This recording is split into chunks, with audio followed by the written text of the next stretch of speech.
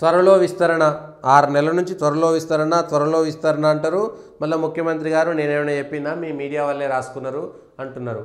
6 నెలల నుంచి విస్తరణ చేయడానికి అవకాశం దొరకట్లేదు. అది తెలంగాణలో కాంగ్రెస్ ప్రభుత్వానికి 6 నెలల నుంచి హర్యానా ఎన్నికలు, మహారాష్ట్ర ఎన్నికల ఫలితాల తర్వాత వచ్చినటువంటి పరిస్థితిని చూసి కాంగ్రెస్ పార్టీ నాయకత్వం ఏం చేయాలో అర్థం కానటువంటి పరిస్థితిలోకి నెట్టబడింది. ఆఖరికి తెలంగాణలో ఉన్నటువంటి నాయకత్వము, తెలంగాణలో కాంగ్రెస్లో ఉండేటువంటి ఒత్తిడి కూడా ఆ విధంగా ఉన్నది.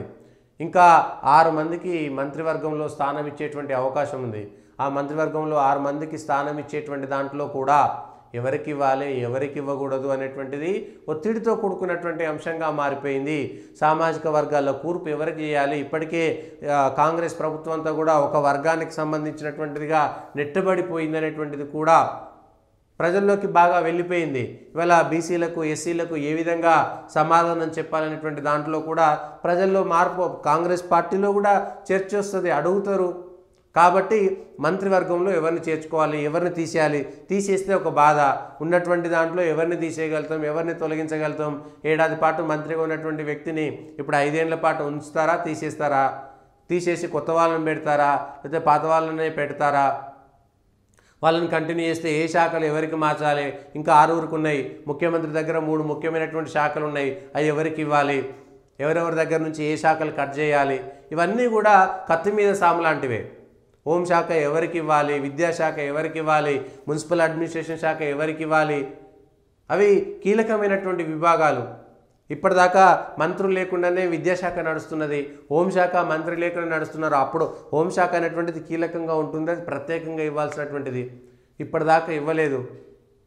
విద్యాశాఖలో అనేకమైనటువంటి జరుగుతున్నాయి. వాళ్ళ గురుకులాలలో ఫుడ్ పాయిజన్లు, పాఠశాలల్లో అవకతవకలు, ఇట్లాంటి అంశాలు. విద్యాశాఖ ముఖ్యమంత్రి ఎన్ని చూస్తారు? అన్ని శాఖలకు ముఖ్యమంత్రి సహజంగానే మంత్రి, ఎవరికైనా అన్ని శాఖలకు ఆయనే అధినేత. ముఖ్యమంత్రి ఎవరి దగ్గర ఎవరి శాఖలు ఉన్నా కూడా ఆయన ముఖ్యమంత్రి, ఎక్కడైనా వేలు పెట్టవచ్చు. అట్లాంటిది ముఖ్యమంత్రి దగ్గర ఎన్ని శాఖలు ఉంటే ఢిల్లీకి ఇప్పటికే బాగా పెద్ద వివాదం అయిపోతుంది. ఇగో కాంగ్రెస్ సర్కార్ వచ్చిందంటే ఇట్లనే ఉంటుంది, అంటే ఢిల్లీకి పోవాలి, ఢిల్లీ పెద్దల నాయకులు నడుస్తుంది అనేటువంటి ప్రచారం ప్రతిపక్షాలకు ఇవ్వాల్సినటువంటి పరిస్థితి కాంగ్రెసే కల్పిస్తుంది. ఇన్నిసార్లు ఢిల్లీకి పోవడం ఎందుకు, ఇన్నిసార్లు ముఖ్యమంత్రి తిరగాల్సినటువంటి అవసరం ఏముంది అనేటువంటి అంశంలో కూడా ఇవాళ ప్రతిపక్షాలకు అస్త్రాలు ఎవరిస్తున్నారు? కాంగ్రెస్ పార్టీ ఇస్తున్నది.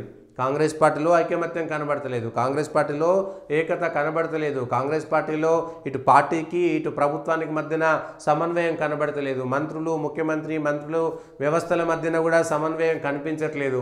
ఒక అంశం పైన ఒక్కొక్కరు ఏ విధంగా మాట్లాడాలో అట్లా మాట్లాడకుండా 10 మంది 10 రకాలుగా మాట్లాడడం అనేటువంటిది కూడా కాంగ్రెస్లో అలవాటుగా మారిపోయింది. అది సహజమైనటువంటి గుణమే అయినప్పటికీ ఉమ్మడి ఆంధ్రప్రదేశ్ వేరు, ఉమ్మడి ఆంధ్రప్రదేశ్లో ఉన్నటువంటి కాంగ్రెస్ ప్రభుత్వం వేరు, తెలంగాణ వచ్చిన తర్వాత చిన్న రాష్ట్రంగా ఉన్నటువంటి కాంగ్రెస్ వేరు.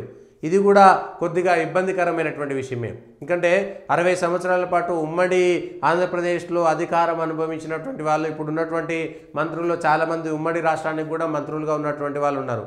తెలంగాణ ఉద్యమం వచ్చినా సరే, తెలంగాణ ఉద్యమం నడుస్తున్న సందర్భంలో కూడా 2004 నుంచి 14 దాకా మంత్రులుగా ఉన్నటువంటి నాయకులు, లేకపోతే అప్పుడు ఎమ్మెల్యేలుగా ఉన్నటువంటి నాయకులు, అప్పుడు వివిధ పార్టీలు ఉన్నటువంటి నాయకులు, ఉమ్మడి రాష్ట్రంలో వ్యవహార శైలి వేరు. తెలంగాణ రాష్ట్ర సమితి అంటేనేమో తెలంగాణ కోసం పకడ్బందీగా ఇక్కడికే ఉన్నది కాబట్టి వాళ్ళ ఆలోచన విధానం వేరు.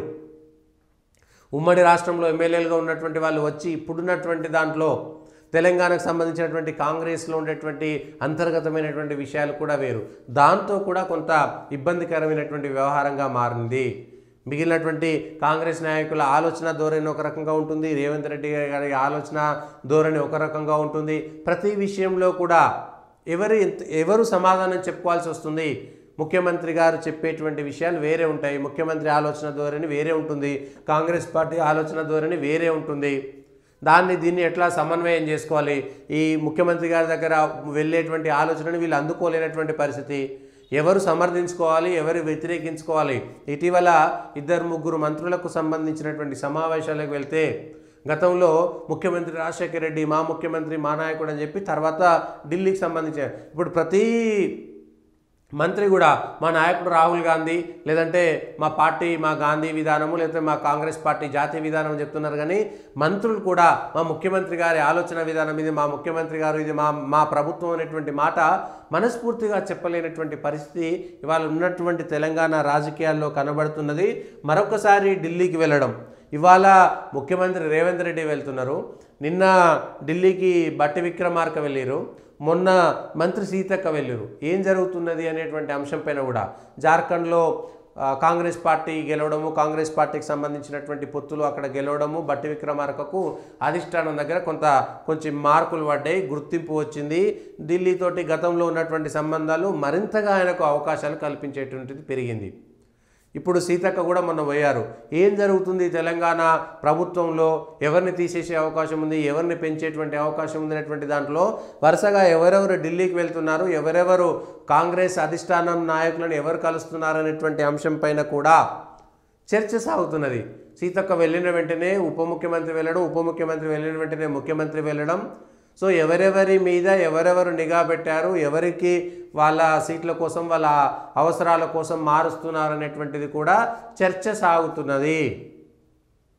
ఎందుకు బట్టిగా ముఖ్యమంత్రి ఉప ముఖ్యమంత్రి బట్టి విక్రమార్క ముందే ఎందుకు వెళ్ళారు, ముఖ్యమంత్రి కలవక ముందే అక్కడ ఏం చెప్పారు అంటే ఉప ముఖ్యమంత్రి ముఖ్యమంత్రి వేరువేరు నివేదికలు ఇస్తున్నారా, రాష్ట్ర ప్రభుత్వం యొక్క అంశాలపైన వేరువేరు నివేదికలు ఇస్తున్నారా, కాంగ్రెస్లో ఉన్నటువంటి కార్యకర్తలకు సంబంధించినటువంటి అంశం పైన కూడా వేరువేరు నివేదికలు ఇస్తున్నారనేటువంటిది కూడా చర్చలో ఉన్నది. ఇవాళ సహజంగా కాంగ్రెస్ పార్టీలో అట్లాంటి చర్చ సాగుతుంటుంది.